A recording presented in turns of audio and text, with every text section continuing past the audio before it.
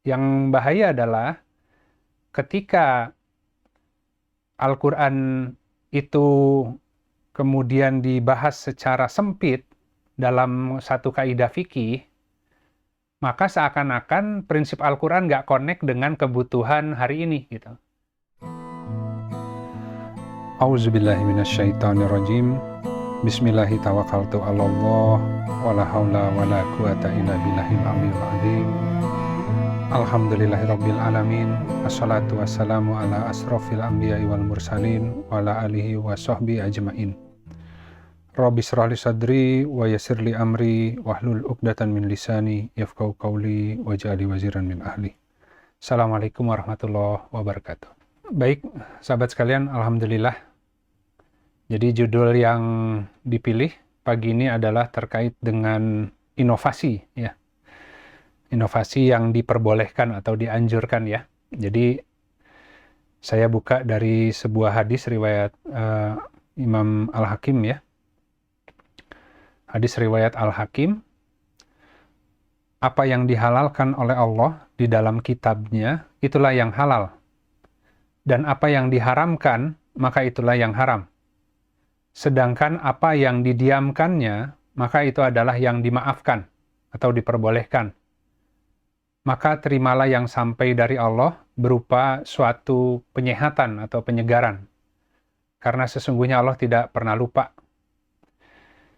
Nah, nanti insya Allah saya akan jelaskan belakangan ya, karena kita seringkali terkurung oleh sebuah tradisi yang dengan mudah membid'ahkan sesuatu. Padahal bid'ah itu kan sebuah inovasi ya. Sesuatu yang baru tapi tidak menyelisihi kitabullah, kira-kira gitu. Tapi seringkali ketika orang hanya mempelajari fikih, maka menjadi terbatas gitu, karena diikat oleh satu konteks masa lalu. Sehingga apapun yang tidak sesuai dengan fikih, maka dianggap bid'ah gitu ya. Jelas bahwa kaidah di dalam syariah itu ada dua ya. Ada yang disebut syariah yang terkait dengan ibadah ya. Ada yang terkait dengan syariah muamalah gitu ya. Nah, kalau yang terkait dengan ibadah tentu segala sesuatu yang diada-adakan selain apa-apa yang sudah tertulis, maka itu hukumnya bid'ah. Dosa begitu ya. Tapi kalau dalam konteks muamalah, kaidahnya berbeda, yaitu segala sesuatu diperbolehkan kecuali yang jelas-jelas dilarang. Nah, ini sulit kita untuk membedakannya sehingga akhirnya semua yang baru, bentuk-bentuk inovasi yang dibutuhkan oleh zaman ini dihalangi oleh satu kebiasaan taklid gitu ya. Jadi kita mengikuti saja sesuatu tanpa kita memahami persoalannya gitu.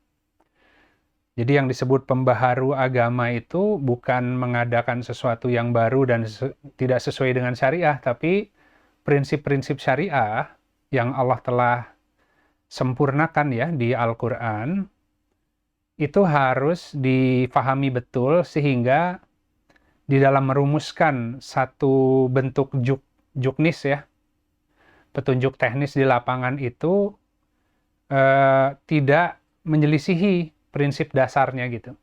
Tapi tentu zaman sekarang dengan zaman Rasulullah dan para sahabat itu jauh berbeda.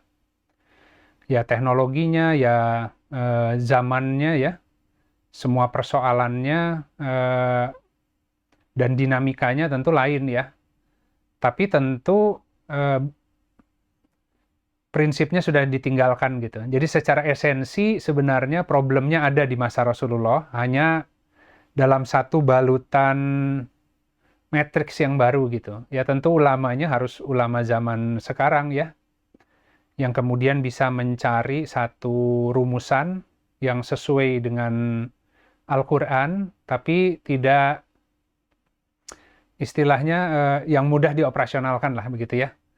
Nah, ini memang bahaya karena terkait kemampuan berijtihad gitu. Jadi yang disebut para mujtahid itu adalah orang-orang yang memang harus pada bidangnya ya. diberi kemampuan untuk bisa melihat konteks tanpa kehilangan esensi kitabullahnya gitu. Nah, baik, kita akan lanjut dulu ya, sahabat-sahabat. Jadi kita mulai buka dengan Quran surat Al-An'am, Quran surat 6 ayat 115 dan 116. A'udzubillahi minasyaitonirrajim. Bismillahirrahmanirrahim. Dan telah sempurna kalimat Rabb-Mu dengan benar dan adil. Tidak ada yang dapat mengubah-ubah terhadap kalimatnya, dan Dia Maha Mendengar, Maha Mengetahui. Dan jika kamu mengikuti kebanyakan orang di bumi, niscaya mereka akan menyesatkanmu dari jalan Allah. Tidaklah yang mereka ikuti kecuali persangkaan belaka, dan tidaklah mereka kecuali berdusta. Ya tentu ini tadi ya, ini betul-betul sesuatu yang Allah sudah informasikan ke kita ya. Kebanyakan manusia di bumi ya mengikuti persangkaannya gitu kan ya. Jadi kita harus hati-hati ketika mengikuti sesuatu, apakah itu menyelisih atau tidak Al-Quran gitu. Nah, bagi yang terlalu berhati-hati, akhirnya Al-Quran pun dibatasi gitu. Yang bahaya adalah ketika Al-Quran itu kemudian dibahas secara sempit dalam satu kaidah fikih, maka seakan-akan prinsip Al-Quran nggak connect dengan kebutuhan hari ini gitu. Nah, yang repot adalah orang kemudian akhirnya mencari sumber lain ya sebagai panduan dan meninggalkan Al-Quran karena dianggap Al-Quran tidak bisa menyelesaikan problem hari ini. Nah, itu kan bahaya ya. Tapi ada juga orang yang kemudian mengada-adakan ya. Jadi mungkin membaca Al-Qur'annya cenderung untuk menggunakan ayat-ayat Allah untuk membenarkan satu pendapat sesuai kebutuhan hari ini gitu ya. Sehingga masuk ke dalam kelompok yang menukar ayat-ayat Allah dengan harga yang sedikit. Nah, ini memang sulit sekali kalau Allah tidak memberikan takwa. Kalau Allah tidak menjaga dan mengajari gitu ya. Nah, jadi tentu para mujtahid diikat oleh ketakwaan. Tanpa ketakwaan, maka ijtihad itu akan ngawur lah intinya ya. Nah, baik, kita lihat di bawah, di Quran Surat Ar-Rod, Quran Surat 13, ayat 11, ya bagi setiap orang ya, ada pengiring ya, dari depan dan belakang yang menjaganya atas perintah Allah. Ada malaikat hafazoh gitu ya, yang menjaga. Sesungguhnya Allah tidak mengubah keadaan ya satu kaum ya yang ada pada satu kaum hingga mereka mengubah apa yang ada pada diri mereka sendiri. Dan apabila Allah menghendaki keburukan terhadap satu kaum, maka tidak ada yang dapat menolaknya dan tidak ada pelindung bagi mereka selain Dia. Ini juga ayat yang seringkali diartikan dengan seakan-akan manusia itu mampu merubah nasibnya sendiri gitu ya. Padahal kita ketahui bahwa takdir itu Allah yang merancang. Ketika seseorang menghadapi takdir hari ini dengan kebersyukuran, maka besok takdirnya akan Allah perbaiki. Jadi barang siapa yang banyak bersedekah hari ini, membenarkan apa-apa yang dari sisi Allah di dalam menyelesaikan gelar kehidupannya, maka besok Allah akan perbaiki takdirnya gitu ya. Jadi tentu bukan artinya kita berjuang untuk merubah nasib kita sehingga pasti berhasil, nggak seperti itu gitu. Ada yang seperti itu memang, tapi itu adalah yang kemudian Allah biarkan ya. Jadi mereka merasa bisa menguasai takdirnya dan hasil itu ditentukan oleh kepandaian dan usahanya gitu. Tapi biasanya kan Allah kemudian kalau arahnya itu tidak hak, Allah biasanya halangi dulu. Tapi ketika sang hamba itu kemudian bersikukuh ya, terus-menerus ingin melakukan sesuai keinginannya, ujungnya Allah biarkan gitu. Jadi Allah bukakan malah seluruh pintu dunia ya. Nah, tapi yang repot nanti mereka akan dikembalikan ke tempat yang seburuk-buruknya gitu. Nah, jadi kita ketahui dari dua ayat ini bahwa manusia itu dijaga oleh sebuah kalimat. Jadi ada orang-orang yang kemudian Allah wajibkan atas mereka kalimat takwa gitu. Jadi mau berbuat salah juga nggak bisa gitu. Ketika ada pemikiran yang salah, tiba-tiba jalannya langsung ditutup, langsung dipersulit gitu ya. Itu sebenarnya bentuk penjagaan. Dan staf yang melaksanakannya adalah para hafazoh. Jadi malaikat hafazoh di setiap orang tugasnya adalah menjaga. Tapi atas izin Allah gitu. Ketika Allah tidak menginstruksikan malaikat yang diutus di masing-masing orang untuk menjaganya, maka dia akan dibiarkan. Ya, tapi kalau Allah utus ya, karena si hamba itu mungkin mohon kepada Allah ya untuk dijaga, maka mereka akan menjaga ya. Ketika kita salah arah akan langsung ditegur, ya. Buminya akan dibuat sulit, ya, dan segala sesuatu akan mereka halangi gitu ya. Jadi itu fungsi para staf yang mendampingi, tentu sesuai tugasnya atas perintah dan izin Allah. Gitu.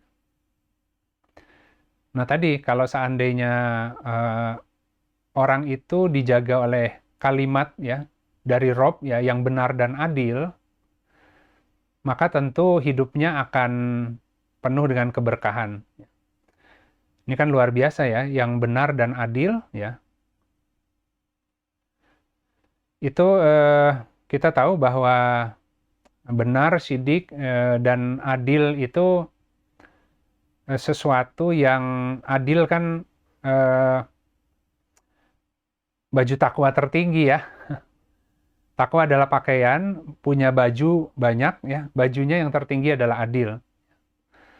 Nah, sidik adalah tentu kalimat yang hak ya, yang dari Allah, yang tidak ada dugaan di situ, tidak ada kira-kira gitu, tapi sesuatu yang memang hakul yakin gitu.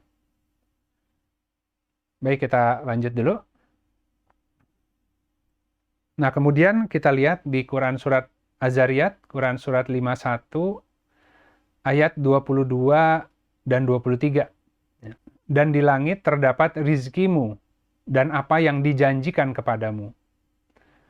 Maka demi Rob langit dan bumi, sesungguhnya yang akan benar-benar terjadi adalah sebagaimana yang kamu ucapkan. Nah, kemudian kita lihat di Quran surat Al-Ahzab, Quran surat 33 ayat 70 dan 71. Wahai orang-orang yang beriman, bertakwalah kepada Allah dan ucapkanlah perkataan yang syadid atau yang presisi, yang tepat begitu ya. Niscaya Allah akan memperbaiki bagimu amalanmu dan mengampuni bagimu dosa-dosamu. Dan barang siapa yang menaati Allah dan Rasul-Nya, maka sungguh dia akan memperoleh suatu kemenangan, kemenangan dengan keberhasilan yang agung ya. Jadi orang bisa memperoleh kemenangan, tapi keberhasilannya itu karena kecurangan misalnya ya. Tapi ini enggak, kita memperoleh kemenangan dengan satu keberhasilan yang Allah ridhoi lah, kira-kira begitu ya. Jadi keberhasilan manusia itu untuk menempuh satu urusan atau menyelesaikan satu urusan tentu harus yang Allah ridhoi caranya begitu. Nah, di sini dikatakan bahwa tadi rizkinya manusia itu sudah ada di langit. Minggu lalu kita pernah bahas ya. Rizkinya di langit, tapi hidupnya di bumi gitu. Bagaimana cara menurunkan rizki di langit agar bagian yang ada di buminya ketemu gitu kan ya. Nah, itu tentu dengan mengerjakan satu amalan yang soleh ya. Amalan yang memang Allah perintahkan gitu.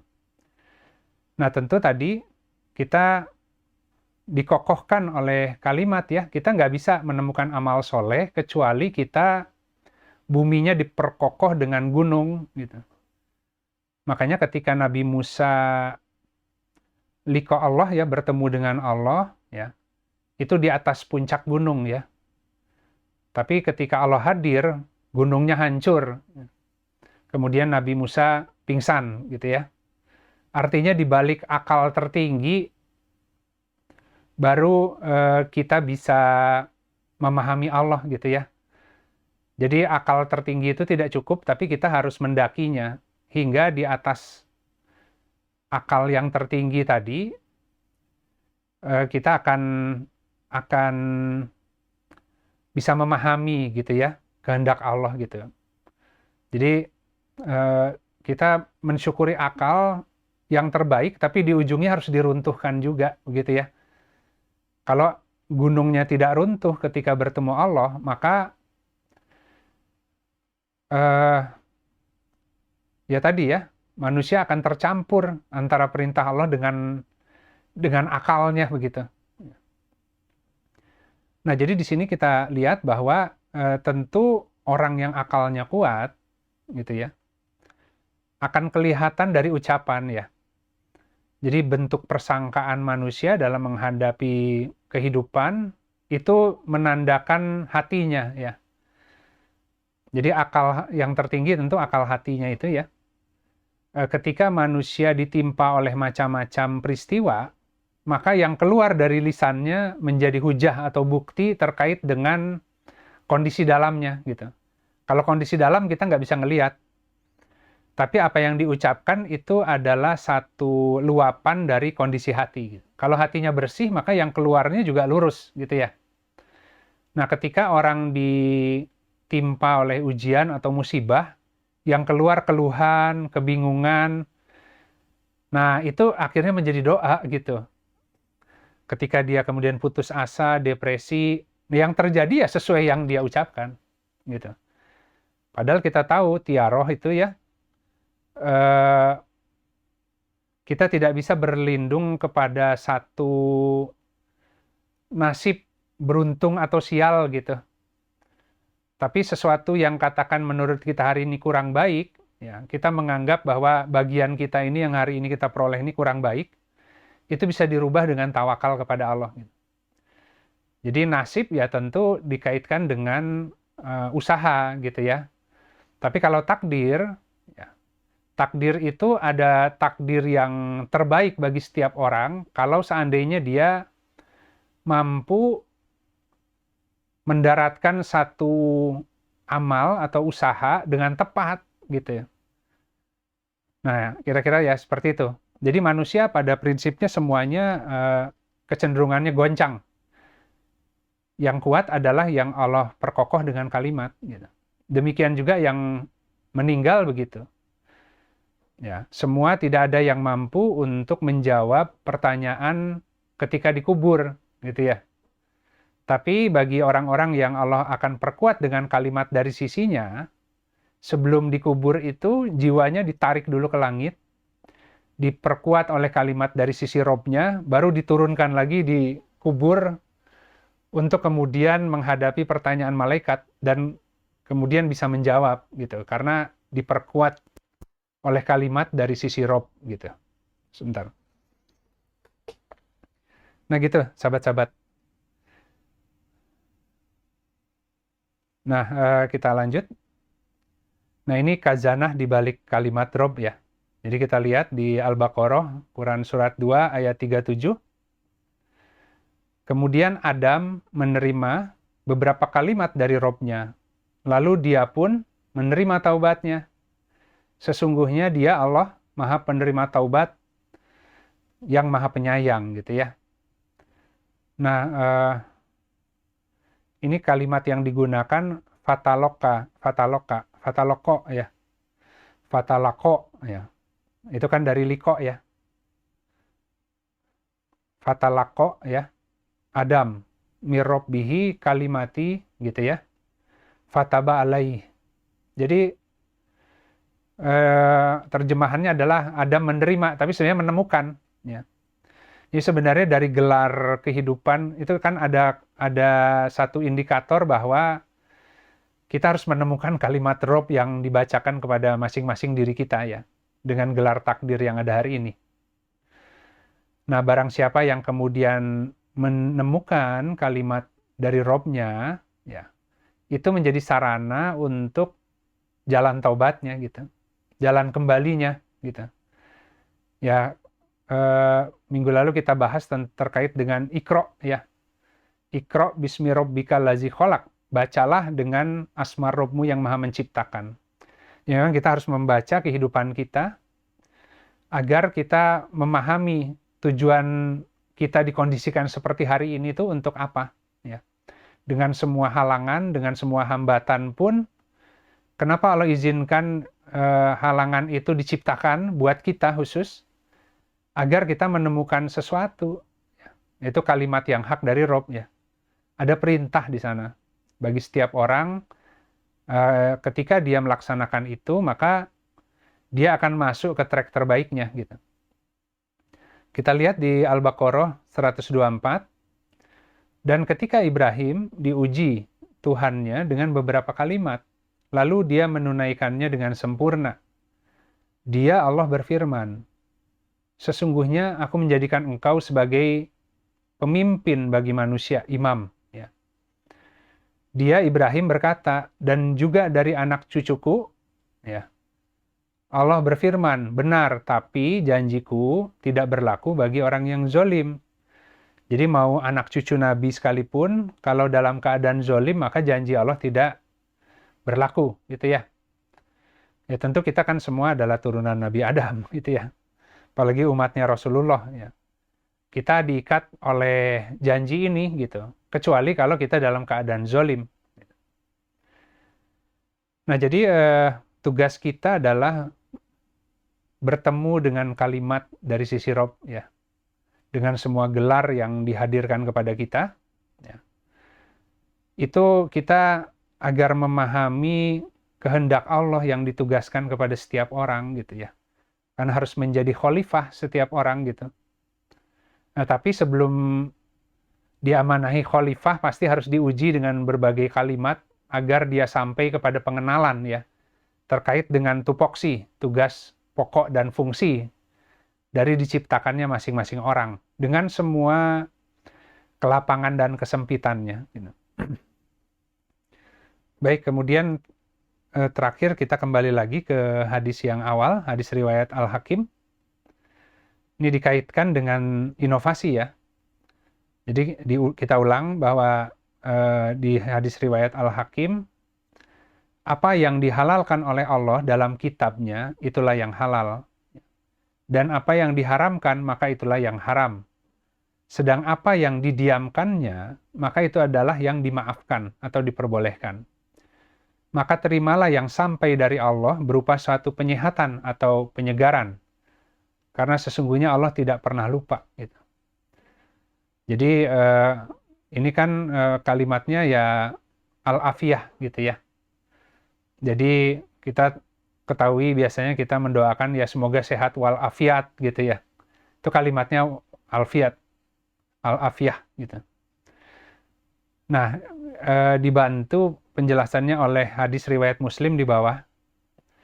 Ini Rasulullah Shallallahu Alaihi Wasallam bersabda, "Amma ba'du, sesungguhnya sebaik-baik pembicaraan atau periwayatan adalah kitabullah, dan sebaik-baik petunjuk adalah petunjuk Muhammad. Seburuk-buruk atau sejelek-jelek perkara adalah mengada-adakan sesuatu yang baru, ya. Dan setiap bid'ah adalah sesat." Gitu. Nah, ini ada keterangan ya terkait isim-isim yang Allah gunakan ya, atau Rasulullah gunakan ya ketika menyampaikan hadis. Jadi tadi al-afiyat adalah sesuatu yang sehat ya, menyehatkan ya. Kemudian kalau terkait dengan bid'ah ya, itu terkait dengan syubhat ya, atau mutasyabihat gitu ya. Itu adalah sebuah keraguan terhadap sesuatu yang belum jelas ya. Jadi masih samar. Nah, kita lihat kita belum bisa menentukan hukumnya haram atau halal. Ya kan?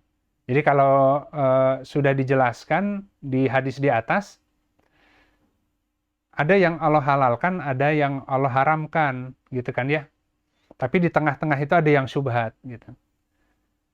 Nah, syubhat itu sebenarnya sesuatu yang Allah diamkan gitu. Di tengah-tengah untuk dicari oleh masing-masing pemilik keutamaan ya. Nah, jadi sesuatu yang syubhat tadi itu adalah pasangannya orang yang berilmu gitu. Ya. Nah, jadi Allah mengatur sesuatu ketat di Al-Qur'an itu, kemudian ada mengatur satu persoalan dengan sangat fleksibel gitu. Nah, yang terjadi seringkali di manusia itu yang umum oleh Allah diatur ya, tidak terlalu detil, manusia mencari cara untuk mendetilkan sehingga hidupnya jadi susah. Sementara yang Allah atur dengan ketat, dia mencari alasan untuk menggampangkannya gitu, membuatnya menjadi longgar gitu ya. Itu manusia gitu.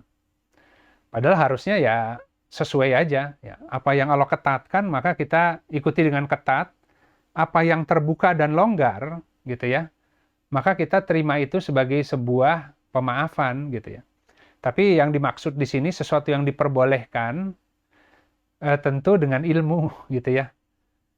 Ini kalau halal dan haram itu kan di tengah-tengahnya ada syubhat. Tapi kalau yang diperbolehkan bagi setiap orang ya, itu ada aspek terkait atau diperbolehkan atau dianjurkan, itu ada terkait dengan ketoiban gitu. Belum tentu yang halal itu toyib bagi setiap orang. Jadi di atas yang halal ada lagi yang dianjurkan bagi setiap orang, yang itu paling toyib bagi dirinya. Kira-kira seperti itu. Nah, jadi di sini kalimatnya itu muhdasatuha gitu ya. Dari muhadis gitu ya, hadis. Itu kan mengada-adakan sesuatu yang baru ya, atau sebuah inovasi ya, sebuah inovasi gitu. Mengada-adakan sesuatu yang baru, hadis itu kan terkait dengan sebenarnya bukan mengada-adakan sesuatu yang baru, tapi menjelaskan Al-Quran dan Sunnah ya dalam konteks zaman hari ini tanpa kehilangan esensi makna dan kaidah gitu. Nah, makanya bid'ah itu adalah sebuah inovasi baru yang menyalahi kitabullah sebenarnya. Tapi tidak semua inovasi ya, menyalahi kitabullah masalahnya gitu kan ya. Nah, ketika ada orang yang diberi kemampuan ijtihad, ketika ada kebingungan umat hari ini ya, dia harus mencari cara mengoperasionalkan Al-Quran ya, dengan tepat dalam bahasa yang sesuai dengan konteks zaman ini dan bahasanya dipahami oleh kaum hari ini. Sehingga masyarakat kemudian tidak malah berlari mencari panduan yang lain selain Al-Quran gitu. Harus tetap pakai Al-Quran. Kalau tanpa Al-Quran nggak akan ada bukaan jalan pasti kehidupannya gitu ya. Nah, tapi tadi bahwa manusia itu bisa berinovasi dengan lurus kalau Allah jaga dengan kalimat dari sisinya gitu. Jadi harus diajari dari sisi Allah dulu gitu. Nah, itu menjadi tugas kita dimanapun kita berada hari ini dalam bidang apapun untuk membaca Al-Qur'annya sendiri. Ya, karena kadang-kadang ilmu alat yang kita kuasai hari ini seringkali nggak sempurna untuk menyelesaikan problem kehidupan ya. Teknologi belum tentu bisa menyelesaikan persoalan manusia ya. Tapi yang menyelesaikan persoalan manusia justru adalah Al-Quran gitu ya. Tapi Al-Quran harus diterapkan dengan menggunakan alat bantu yang ada hari ini untuk mendaratkannya gitu ya. Jadi mendaratkan dengan sains dan teknologi sesuai dengan prinsip Al-Quran dan tidak boleh ada kesalahan di sana. Sehingga manusia itu harus mensyukuri secara lahiriah, harus mensyukuri semua kemampuan yang Allah berikan. Allah berikan dengan akalnya, dengan dayanya, tapi keberhasilannya itu tentu dengan ketakwaan ya. Jadi harus dengan kalimatnya Allah gitu. Jadi tadi tidak ada yang bisa mengubah kalimat Allah gitu. Janji Allah adalah misalkan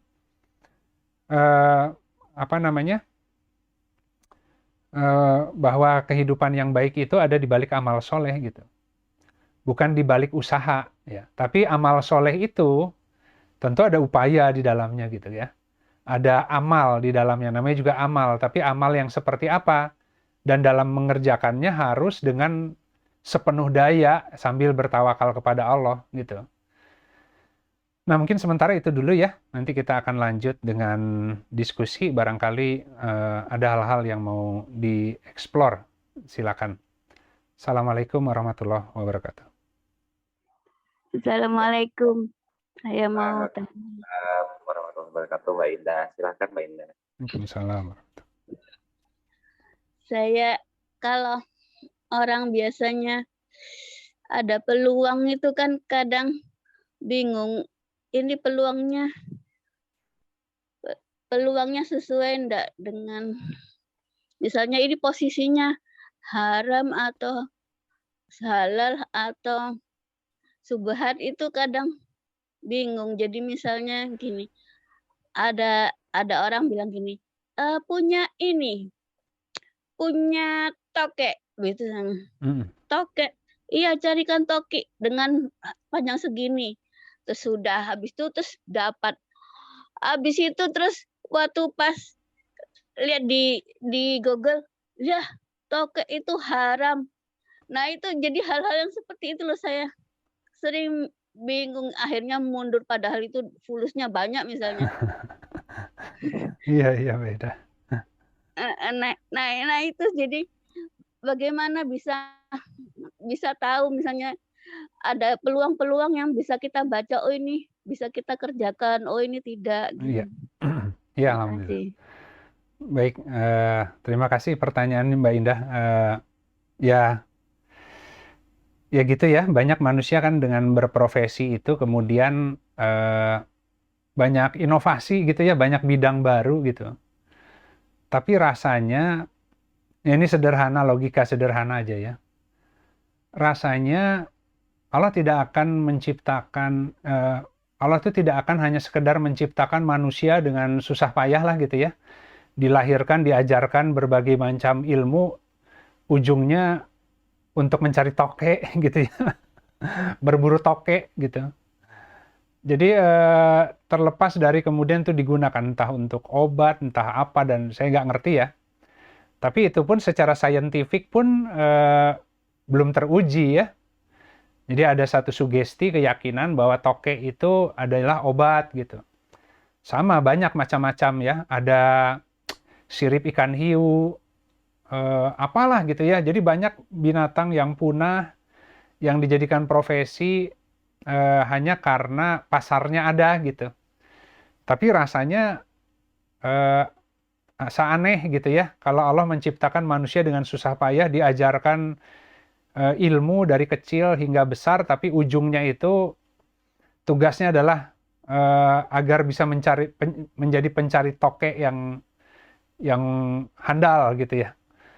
Jadi tanpa kita mengembangkan terlalu jauh, sebenarnya banyak profesi yang akhirnya seperti apa ya, kurang mensyukuri akal ya. Ada yang kerjaannya cari harta karun ke sana ke sini ya, hunting gitu ya. Macam-macam jenis profesi orang itu gitu. Nah, jadi tentu kalau tadi kita lihat tidak spesifik ya, mungkin ada ya di Al-Qur'an diharamkan mencari tokek ya, atau diwajibkan gitu kan ya, dihalalkan ataupun diharamkan, nggak ada. Tapi itu masuk sesuatu yang samar ya, yang syubhat. Artinya kita belum clear kedudukannya itu sebenarnya boleh atau enggak sih gitu. Ini sebenarnya dengan satu logika pengetahuan Al-Qur'an, kita bisa dengan mudah mengambil satu kesimpulan lah begitu ya. Rasanya itu potensi manusia yang begitu hebatnya, kemudian diarahkan untuk ke dalam satu profesi yang seperti itu, agak kurang bersyukur ya. Ujungnya hanya untuk mencari uang misalkan ya. Nah, padahal kita tahu bahwa Allah itu memiliki satu posisi terbaik setiap manusia dengan telah sebelumnya memberikan karunia yang harus dia gali gitu. Nah, jadi memang hal-hal yang seperti Mbak Indah tadi sampaikan, sulit untuk menghukuminya secara fikih misalkan ya. Tapi, atau bahkan mungkin ada kalau dicari lebih detail ya. Tapi kembali lagi, kan tadi ininya ya, kaidahnya itu kan, coba ya saya lihat lagi ya. Ini kaidahnya itu adalah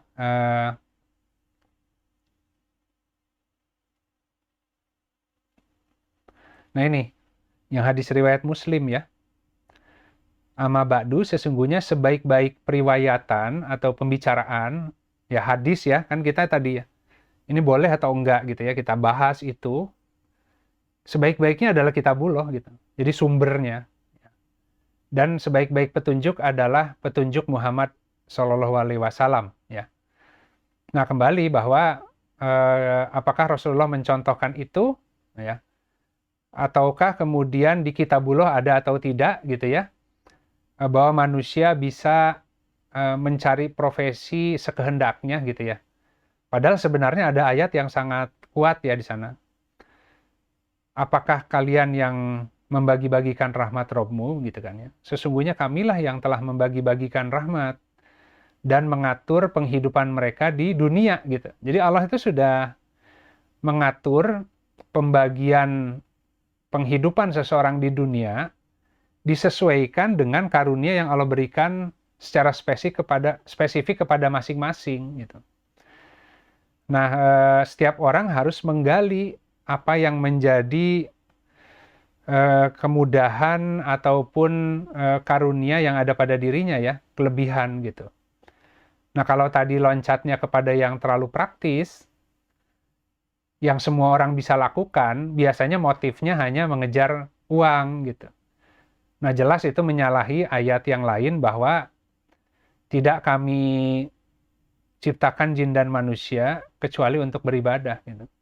Jadi kalau orang yang ngejar-ngejar toke, gimana mengkaitkan antara profesinya atau amalnya itu dengan ayat bahwa dia diciptakan tuh harus dalam rangka untuk ibadah pada Allah gitu ya. Jadi semua gerakannya, semua karyanya, amalnya selain yang ibadah maupun yang muamalah itu dalam rangka untuk bersyukur sebenarnya kepada Allah gitu, yang telah memberikan macam-macam karunia. Ya mungkin itu Ndra yang saya bisa jawab, tapi artinya memang ini fenomena yang menarik ya. Banyak inovasi di dalam cara mencari penghidupan yang macam-macam gitu. Dari mulai tadi mencari toke, kemudian buka kolam pemancingan tapi ya ada judinya di sana gitu ya. Atau katakanlah membuat orang lalai misalkan ya. Kecuali kalau di sana sebagai sarana untuk mengundang orang yang hobi mancing misalkan. Tapi di sana ada program lain ya. Karena ketika orang berkumpul kan warung laku, kemudian musola bagus, di sana ada komunitas yang kemudian bisa membahas berzikir pada Allah ya, gitu. Tapi kalau hanya sebagai profesi, bikin kolam pancing agar orang berlama-lama di sana, lalai meninggalkan sholat, karena kita tidak menyediakan musola dan hanya untuk nyari uang, kita akan diikat tanggung jawab juga. Kamu bikin satu kolam pancing yang kemudian melalaikan manusia dari jalan Allah. Ya, ya itu seperti itu ya. Kalau dalam hal kita membuka bisnis, harus hati-hati juga. Makanya yang tidak disukai adalah membuka bisnis dalam bidang-bidang yang melalaikan manusia dari Allah atau hidup bermewah-mewahan gitu kan. Jadi misalkan bisnis perhiasan agar kemudian manusia berlomba untuk menghiasi dirinya dengan keberlebih-lebihan, itu makruh gitu. Itu nggak disenangi gitu. Demikian Mbak Indah yang saya mampu jawab. Oh, berarti bisnis emas sampai tambang emas itu makruh ya, Pak? emas itu memang harus ditambang ya, tapi karena dia adalah pengukur nilai kekayaan ya, sebagai apa namanya nilai ukur dari harta yang ada ya. Jadi semua itu diukurnya oleh emas dan perak. Nah, artinya penambangan emas dalam skala tertentu itu memang dibutuhkan oleh manusia. Tapi kemudian kita banyak juga orang yang tadi berburu harta karun ya, emasnya emas yang katanya ada ya lebih klinik mungkin ya, Mbak Indah ya. Jadi menambangnya ada kiainya masuk ke sebuah tempat, ada doa-doanya di sana. Itu kan banyak ya orang kita yang kejebak hal-hal gitu. Tapi kalau tambang emas yang dengan ilmu yang sesungguhnya ya memang emas adalah sesuatu yang dibutuhkan. Segala macam logam-logam ya, emas, besi, tembaga itu boleh gitu. Tapi kan kalau tadi ngejar-ngejar emas, jadi nggak semuanya nggak boleh gitu. Tapi kalau misalkan berburu emas itu karena kita menganggap gini, kita banyak kesulitan, banyak hutang. Oh katanya misalkan di satu daerah itu ada tambang-tambang emas tapi dijaga oleh satu alam yang kemudian di sana harus ada zikirnya, ada doanya. Akhirnya orang meninggalkan profesi-profesi dalam rangka untuk berburu itu semata-mata untuk memperoleh kehidupan, itu bahaya gitu. Tapi justru penambangan yang legal, yang profesional itu karena emas dibutuhkan, ya emas dibutuhkan gitu.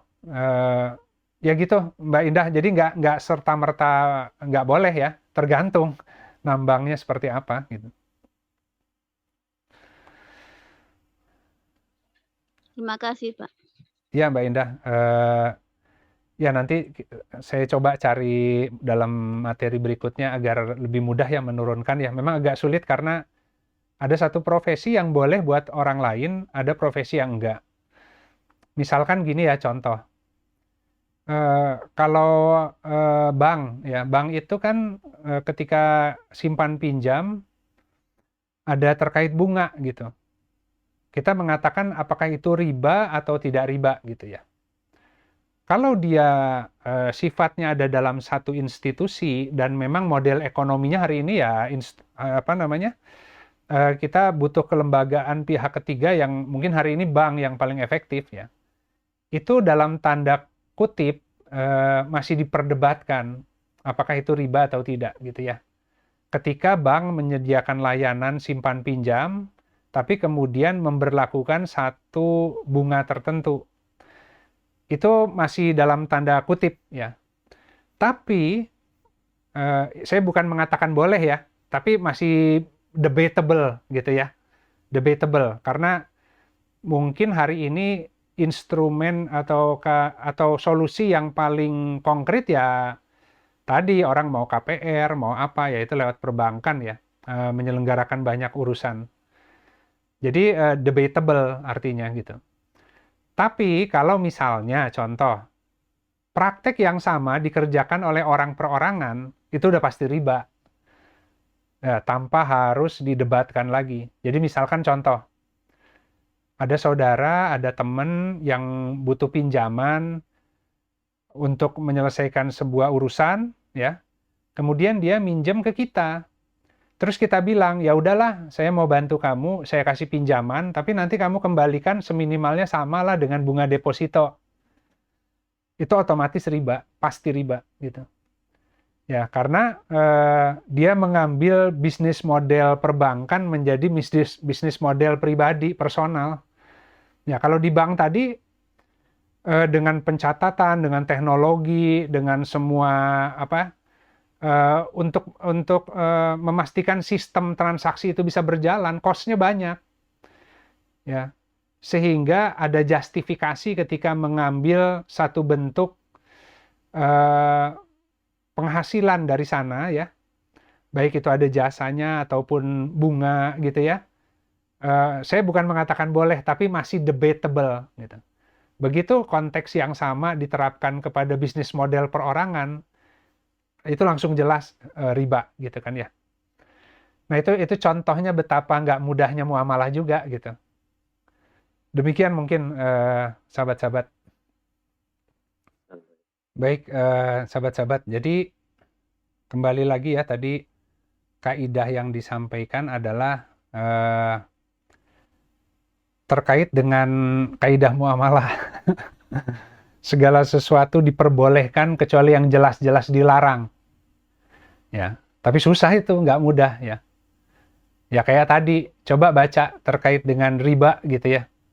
Itu nggak mudah tuh. Riba ada 2 jenis kan, ada yang riba nasiah, ada yang riba fadl gitu kan. Di Al-Quran juga ada ya. Tapi artinya sangat tidak mudahnya gitu untuk mendudukkan konteks persoalan itu. Makanya tadi kita boleh membuat satu inovasi ke lembaga keuangan dan lain sebagainya. Kalau nggak pakai inovasi, nggak akan jalan sistem ekonomi hari ini gitu. Misalnya kita mau pakai emas dan perak dengan dinar dan dirham. Banyak juga tuh yang mengusulkan begitu. Kita kembali lagi ke zaman Rasulullah pakai dinar dan dirham. Ya nggak jalan ekonomi hari ini. Ya ketinggalan dengan transaksi yang sangat cepat. Nanti orang ngetawain Islam kan. Kok Islam solusinya nggak modern banget gitu. Akhirnya orang cari sumber hukum lain. Gitu. Padahal mujtahid di bidangnya masing-masing, dia harus menemukan satu sistem terbaik hari ini, ya, tapi dengan tidak meninggalkan prinsip Al-Quran gitu. Nah itu kebayang ya, inovasinya kan betapa sulitnya tuh. Kalau tidak dengan ketakwaan gitu sahabat-sahabat. Jadi orang yang kemudian bisa berinovasi dan inovasinya itu Allah ridhoi karena banyak manfaatnya bagi masyarakat dan nggak ada kezoliman satupun di dalamnya, itu tidak bisa hanya mengandalkan akal dirinya. Gitu. Dia harus atas dasar ketakwaan sehingga Allah ajari. Tapi kalau akal dirinya terbatas, pengajaran Allah itu nggak akan bisa dia daratkan. Jadi ilmu Allah itu penting untuk mendaratkan inspirasi yang dari Allah. Ya. Jadi kalau seandainya orang ilmu alatnya kurang, ya dia akan bicara dalil saja, tapi tidak bisa mengoperasionalkan. Sehingga masyarakat juga akhirnya, ya bagus sih prinsipnya, tapi gimana? Kenyataan di lapangan untuk menerapkannya gimana? Nah, itulah kenapa Allah itu memang membutuhkan hamba-hamba terbaik untuk dijadikan sarana melaksanakan urusannya gitu, sahabat-sahabat. Jadi saya hari ini mungkin hanya menyampaikan bahwa inovasi itu harus, tapi dengan satu prinsip yang hati-hati, yang benar gitu ya. Tapi kembali lagi, karena terbatasnya akal, seringkali kita terhambat dari satu inovasi di bidang semua bidang, karena takut tadi masuk pada satu bid'ah kan. Yang terjadi hari ini semua dikuasai oleh yang akidahnya berbeda. Sistem ekonominya, sistem politiknya, pasarnya. Akhirnya kita termakan debu riba juga, mau nggak mau. Ya, jadi orang-orang Muslim, mukmin itu tidak cukup berdakwah di masjid. Ya. Justru dia harus turun ke pasar-pasar untuk mengamankan agar semua tatanan kehidupan ini sesuai yang Allah kehendaki, mata rantai kehidupannya itu bisa dia jaga ya. Makanya kan barang siapa yang memelihara satu jiwa itu seperti memelihara semua kehidupan, seluruh jiwa gitu. Nah, itu terkait dengan mata rantai sebenarnya. Bahwa semua bidang yang terkait dengan aspek kehidupan itu harus ditata dengan produk inovasi takwa. Tapi seringkali ada bidang-bidang tertentu yang orang-orang Islamnya, mukminnya lemah di sana gitu kan ya. Karena mungkin tadi nggak berani berinovasi sehingga akhirnya kalah gitu. Padahal harusnya kan dia harus berinovasi dan harus berdasarkan Al-Quran, dan itu memang sesuatu yang tantangan bagi kita gitu.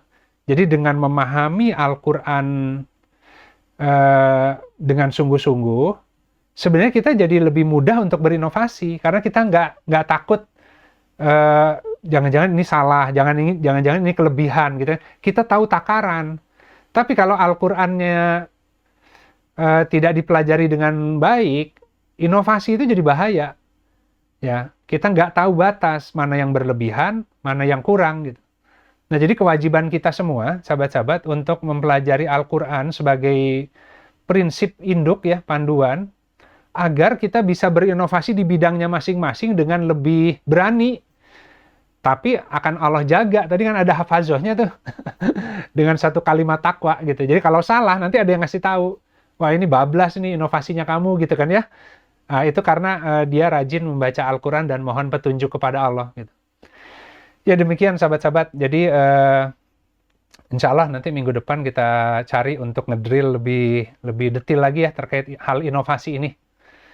Baik, demikian yang hak dari Allah, yang batil dari saya pribadi. Jika ada hal-hal yang kurang tepat, ya semoga Allah yang memperbaiki dan menyempurnakan ilmu kepada kita semua, agar betul-betul kita bisa menerapkan prinsip kaidah Al-Quran dengan benar dan adil ya, menggunakan ilmu alat yang ada hari ini tentu ya, tanpa satu penyimpangan lah begitu ya.